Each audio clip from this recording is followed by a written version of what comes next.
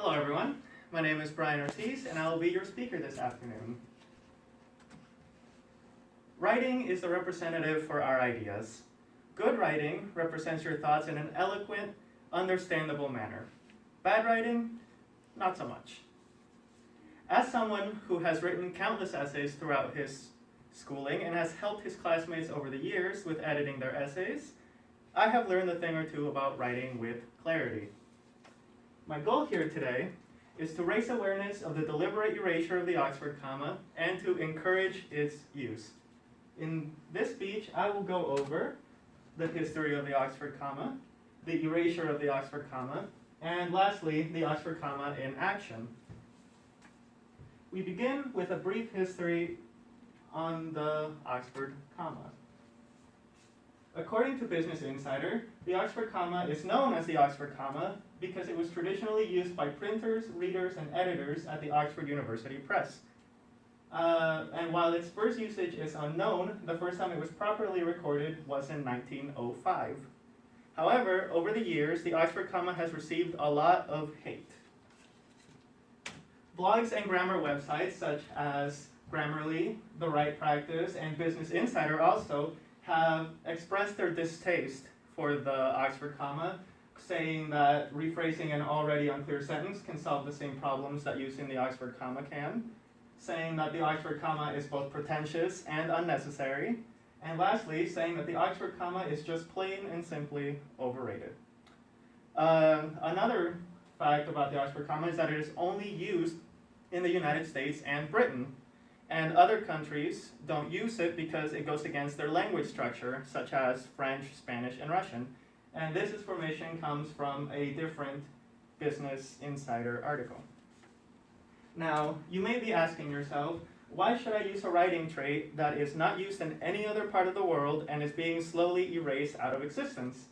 Well, to that I answer, because in English, it truly makes a difference. According to the New York Times, back in 2014, truck drivers filed a class action lawsuit against a dairy company over a long disputed conflict regarding overtime hours, citing that the lack of an Oxford comma implied that they were able to receive overtime pay for certain tasks.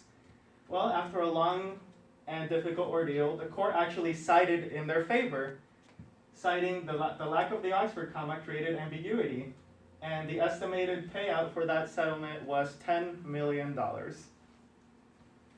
Here are some examples of the Oxford comma in action, starting with the most popular one. The sentence reads, "We invited the strippers, JFK, and Stalin." Without the Oxford comma, it implies that the strippers are JFK and Stalin. A second example is, "We invited the rhinoceri, Washington, and Lincoln." Without the Oxford comma, it implies that Washington and Lincoln are rhinoceri. A third example here, the lack of the Oxford comma implies that Nelson Mandela was both an 800-year-old demigod and a dildo collector. And here's a fourth example. The sentence reads, "I love my parents, Lady Gaga and Barack Obama." Without the comma, it implies Lady Gaga and Barack Obama are your parents. And here's a fifth example. The sentence reads, "Liam found himself in the Studebaker with his ex-girlfriend, a commercial pilot, and a cat whisperer."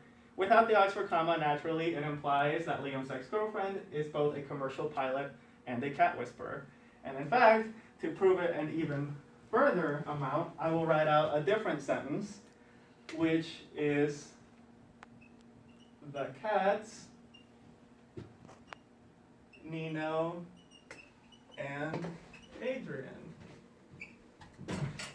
Without the Oxford comma, it would imply that the cats are named Nino and Adrian. So you can see the importance of the Oxford comma. Without it, sentences can change meaning entirely, and the writing seems both confusing and, I dare to say, even poorly written. And lastly, your writing is your representative. Don't make yourself sound stupid. Thank you very much.